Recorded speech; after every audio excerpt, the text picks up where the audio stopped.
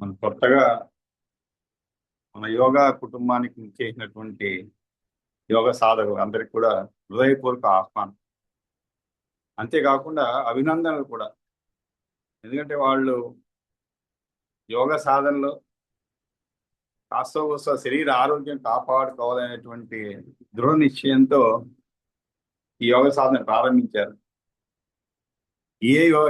ఏ శాస్త్రమైనా ఏ విద్య అయినా కూడా ఒక యోగం అంటూ ఉండాలన్నమాట. కాబట్టి ఆ యోగం ఉన్న వాళ్ళు అందరూ కూడా కొత్తగా వచ్చారని నేను భావిస్తున్నాను.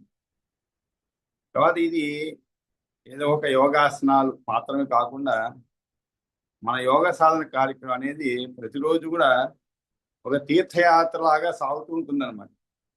తీర్థయాత్ర ఎలాగా మనం పవిత్ర ప్రదేశాలు చూస్తూ వాటిలో ఆనందాన్ని ఆధ్యాత్మికతని అన్ని కూడా అనుభవిస్తాం అనమాట. ఆ విధంగా మనం రోజు జరిగేటువంటి యోగ సాధన కూడా అటువంటిదే అనమాట. కాబట్టి వీరందరూ కూడా ఒక పవిత్రమైనటువంటి తీర్థయాత్ర ప్రారంభించారు.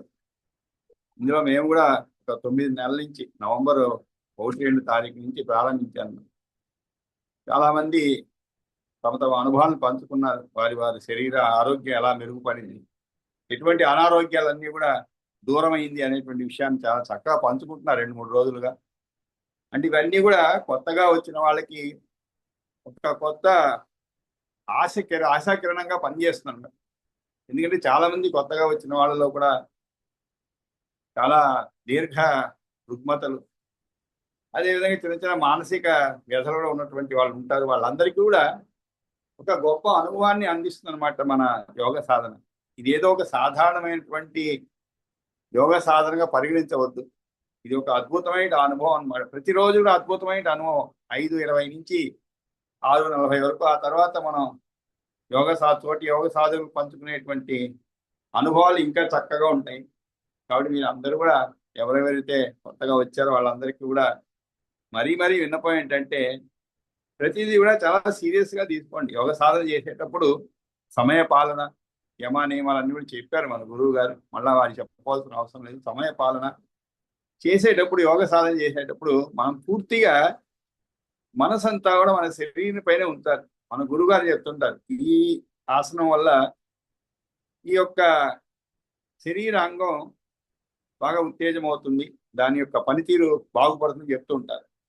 కాబట్టి మనం కూడా అది చేసేటప్పుడు, ఆ యోగ సాధన చేసేటప్పుడు ఆ అంగం పైనే మన దృష్టి అంతా కూడా ఉంచాలన్నమాట. ఉదాహరణకి కాలేయం, అదేవిధంగా అంతర్భాగాలు కూడా, బాహ్యమే కాకుండా అంతర్భాగాలు ఎలా ఉత్తేజపడుతుందని చెప్పి చాలా చక్కగా చెప్తుంటారు. కాబట్టి మనం పూర్తిగా మనసంతా కూడా వాటిపైన దృష్టి పెట్టి చేసినప్పుడు మనం చక్కగా చేయగలుగుతాం అనమాట. మనసు ఎక్కడో ఉండి మన యోగ సాధన చేస్తే అది ఫలితాలు ఇస్తాయేమో కానీ చాలా ఆలస్యం అవుతాయి. కానీ ఒకసారి ఫలితం ఇవ్వకపోవచ్చు కూడా, ఆ నిరాశ చెందుతా ఉన్నాం. కాబట్టి వారు చెప్పేటువంటి ఆ మార్గదర్శకంలో మనం ప్రతిరోజు కూడా యోగ సాధన చేస్తే ఒక 4-5 నెలల్లోనే ఒక చక్కటి శరీర ఆకృతే కాదు, మానసిక దృఢత్వం అన్నీ కూడా ఒక నిశ్చలత్వం అనేది ఏర్పడుతుంది అన్నమాట మనకు. కాబట్టి ఇది ఒక గొప్ప అనుభవం. ఎందుకంటే 9 నెలలుగా నేను అనుభవిస్తున్నాను. నేను యోగ సాధన వచ్చిన రోజు నాకు ముఖ్యమైనటువంటి ధ్యేయం ఏమిటంటే వెరికోస్ వీన్స్, తర్వాత L4, L5, ఆ తర్వాత బీపీ, షుగర్, ఈ 4 పైనే నేను దృష్టి పెట్టాను. ఎందుకంటే ముఖ్యంగా వెరికోస్ వీన్స్ అనేది చాలా ఇబ్బంది పెడుతుంటే 6 నెలలుగా అన్ని రకాల వైద్యాలు చేయించుకున్నాను. అలోపతి, ఆయుర్వేదంలో ఒక క్లిష్టమైనటువంటి, చాలా కష్టమైనటువంటి క్రియ అది కూడా చేయించుకున్నాను. అంటే లీచ్ థెరపీ అంటారు. అంటే జలగను వదులుతారు అనమాట. ఎక్కడైతే ఆ వెరికోస్ వీన్స్ కనపడుతుందో అక్కడ వదులుతారు. అది ఆ చెడు రక్తాన్ని పీలుస్తుంది. తర్వాత మనం స్వస్థులు అవుతామనేటువంటి ఆశాభావంతో పోయాను. కానీ అది ఆ చేయించుకున్నటువంటి పరిస్థితులు బాగానే ఉన్నాయి. తర్వాత మళ్ళా పునరావృతం అయిందనమాట అనారోగ్యం. ఆ తర్వాత బీపీ అనేది ఇప్పటిది కాదు, 10-15 సంవత్సరాల నుంచి ఉన్నది. ఇంకా షుగర్ కూడా ఇంకా అంతకుముందు నుంచి ఉన్నది. వీటన్నిటికీ ఒక ఉపశమనం పొందుతామేమనే ఆశాభావంతో ఈ క్లాస్కి రావటం జరిగింది. అదేవిధంగా కొత్తగా వచ్చినటువంటి L4, L5 ప్రాబ్లం కూడా, ఇవన్నిటి నుంచి కూడా ముఖ్యంగా వెరికోస్ వీన్స్ నుంచి చాలా వరకు విముక్తులయ్యాను. ఇంకా గొప్ప విషయం ఏంటంటే ఆ జలగను పట్టినప్పుడు 10 రోజులు, అంటే ఎవ్రీ సండే ఆదివారం పోయేవాడిని. అక్కడ ఒక మార్క్ లాగా ఏర్పడిపోతుంది, మచ్చ ఏర్పడుతుంది అనమాట. ఎందుకంటే షుగర్ వ్యాధి ఉండేటువంటి వాళ్ళకి ఎటువంటి గాయమైనా కూడా ఒక మచ్చ ఏర్పడుతూ ఉంటుంది. అది కొంచెం దీర్ఘకాలంగా ఉండిపోతుంది అలా. కానీ ఈ మధ్య గమనిస్తున్నాను ఆ మచ్చ కూడా మాయమైపోతుంది. అంటే శరీరంలో షుగరు అనేది నెమ్మదిగా తగ్గుతున్నది. కాబట్టి దీనివల్ల సత్ఫలితాలు పొందుతున్నాను అనమాట. L4 L5 ప్రాబ్లం ఉన్నప్పుడు కూర్చోలేనమాట. అటువంటిది ఈరోజు పూర్తిగా ప్రాణాయామాలు కానీ, అంతేకాదు గంటల తరబడా కూర్చోగలుగుతున్నాను ఏ కార్యక్రమం పోయినా కూడా. ఇవన్నీ కూడా నేను పొందినటువంటి గొప్ప అనుభూతులు. బీపీ మధ్యకాలంలో ఒక 10-15 రోజులుగా చూసుకుంటున్నాను. 120/80, మహా అయితే 123/83. ఇక షుగర్ కూడా ప్రీ డయాబెటిక్ అని వచ్చింది. ఈ మధ్యకాలంలో 2-3 సార్లు చేసుకుంటే పోస్ట్ టెస్ట్ చేసుకున్నాం అంటారు. కాబట్టి ఇవన్నీ కూడా గొప్ప ఫలితాలు అనిపిస్తున్నాను. కాకపోతే కొన్ని ఆసనాలు కొంతకాలం పట్టవచ్చు మనకి, ముఖ్యంగా ఉష్ట్రాసనం. ఎందుకంటే 67 వయసులో, 66 సంవత్సరాల వయసులో ఉష్ట్రాసనం వేసేటప్పుడు కొంత భీతి ఉంటుంది. శరీరం సహకరిస్తూ ఉంటుంది, అని ఏదైనా అవుతుందేమో, పక్కకి పడతాం, వెనక్కి పడతాం. కానీ అటువంటి భీతి లేకుండా మనం చక్కగా దాన్ని చేసుకుంటూ ఉంటే, సాధన చేస్తుంటే ఏది కూడా సాధ్యం కానిదంటూ లేదు. అందుకే పూర్వీకులు అందరూ చెప్పారు, సాధన చేయురా నరుడు అని పాటగా ఉంది. కాబట్టి మన సాధనతో ఇవన్నీ సాధించగలుగుతాం. ముఖ్యంగా ఉష్ట్రాసనంలో అద్భుత ఫలితాలు.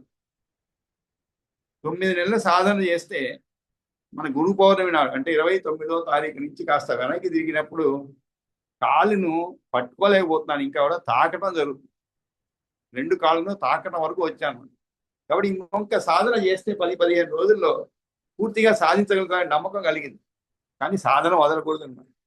తర్వాత గురువు గారు చెప్పేటువంటి యోగాసనాలు ఏదైనా రుగ్మత ఉన్న వాళ్ళు దాన్ని మన క్లాస్లోనే కాకుండా, ఎందుకంటే గురువు గారు ప్రతి ఆసనం రోజు చేయించలేకపోతారు, సమయం తక్కువ ఉన్నది, ప్రాణాయామాలు అవన్నీ ఉన్నాయి. కాబట్టి ఏవైతే చెప్తూ ఉంటారో డయాబెటిక్కి కొన్ని ఆసనాలు చెప్తుంటారు, వాటిని ఇంకొంచెం మనం కూడా సమయాన్ని కేటాయించి రోజులో ఏదో ఒక సమయంలో, సాయంత్రం, మధ్యాహ్నం ఇంకొంచెం చేసుకున్నామంటే ఫలితాలు చాలా తొందరగా అందుతుందన్నమాట.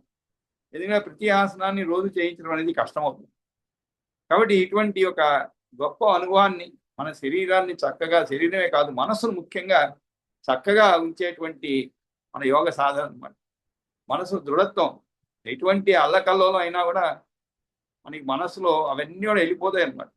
ఎటువంటి తుఫాన్లు వచ్చినా కూడా, తుఫాన్లు అంటే బయట తుఫాన్లు కాదు, మన మనసులో కొన్ని తుఫాన్లు రేగుతూ ఉంటాయి మధ్య మధ్యలో. అంటే కుటుంబంలో కానీ, బయట కానీ ఏదైనా సమస్యలు వచ్చినప్పుడు వాటన్నిటిని కూడా తట్టుకునేటువంటి ఒక చక్కటి మార్గం యోగ సాధన. అంతేకాదు ఆధ్యాత్మికంగా కూడా మధ్య మధ్యలో కొన్ని విషయాలు చెప్తూ ఉంటారు గురువు గారు. అటువంటివన్నీ కూడా మనం అనుభవించగలుగుతాం. కాబట్టి ఇది ఒక సాధారణమైనటువంటి యోగ క్రియ అని ఎవరు కూడా తలంచవద్దు. ఒక వారం రోజులు, 10 రోజుల్లోనే మీకు అర్థమైపోతుంది అనమాట. ఇది ఒక గొప్ప విశేషమైనటువంటి కార్యక్రమం అని చెప్పి. కాకపోతే మీరు అందరూ కూడా కొత్తగా జాయిన్ అయిన వాళ్ళు, అదేవిధంగా చాలా కాలం చేస్తున్న వాళ్ళు కూడా ఖచ్చితంగా చేయండి. మధ్య మధ్యలో ఎప్పుడైనా కాస్త అనివార్య కారణాలలో ఏదైనా విరామాలు రావచ్చు, కానీ దాన్ని దీర్ఘ విరామంగా మరల్చుకోకుండా 1 రోజు 2 రోజులు అంటే అటువంటి సంభవిస్తూ ఉంటాయి. వాటన్ని చక్కగా చేసి మన శరీర ఆరోగ్యాన్ని కాపాడుకుంటూ ముందుకు పోదామని చెప్పి అందరికి కూడా మనం అందుకే చెప్తూ ఉంటారు మన పెద్దవాళ్ళు అనమాట. ఉద్యమేనహి సిద్ధ్యంతి కార్యాణి నా మనోరథై నహి సుప్తస్థ సింహస్థ ప్రవిశంతి ముఖే మృగా అని చెప్తారు. మనం ఏదో కూర్చొని అది అవ్వాలి ఇది అవ్వాలి అనుకుంటే ఏది జరగదు.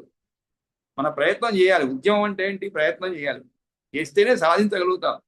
సింహానికి ఆకలి వేసినప్పుడు కూర్చొని ఉంటే దాని ముఖంలోకి మృగాలంటే జింకలు ప్రవేశించవు. అది లేవాలి, ఒళ్ళు ఈడ్చుకోవాలి, కష్టపడి పరిగెత్తాలి, పట్టుకోవాలి. ఒక జింకను పట్టుకోమంటే సింహానికి సాధారణ విషయం కాదు. దాని వేగాన్ని ఇది సరిపోకపోవచ్చు, కానీ ఎంతో తెలివిగా పట్టుకుంటుంది. ఆ విధంగా మనం కూడా ఒక ధ్యేయంతో యోగాసనాలు ప్రారంభించాము. ఆ ధ్యేయం అయ్యేంత వరకు కూడా సాధన చేస్తూ చివరికి ఆ ధ్యేయాన్ని మనం ఖచ్చితంగా అందుకోగలుగుతాం అనేటువంటి ఆశాభావంతో ముందుకు పోవాలి. కాబట్టి ప్రతిరోజు కూడా అనుకుంటూ ఉంటాను, ఈరోజు మాట్లాడాను, కానీ కొంతమంది అనుభవాలు పంచుకోవటం, అంతేకాకుండా అనివార్య కారణం వల్ల నేను కూడా కొద్దిగా చివరిలో లాగౌట్ అయిపోవడం జరిగింది. ఈరోజు ఈ సదవకాశాన్ని ఉపయోగించగలుగుతున్నాను. దీనికి గురువు గారికి ప్రత్యేకమైన వందనం అన్నమాట. అదేవిధంగా మన యోగ సాధకులు మరి అభినందనలు. అందరికీ కూడా నమస్కారం.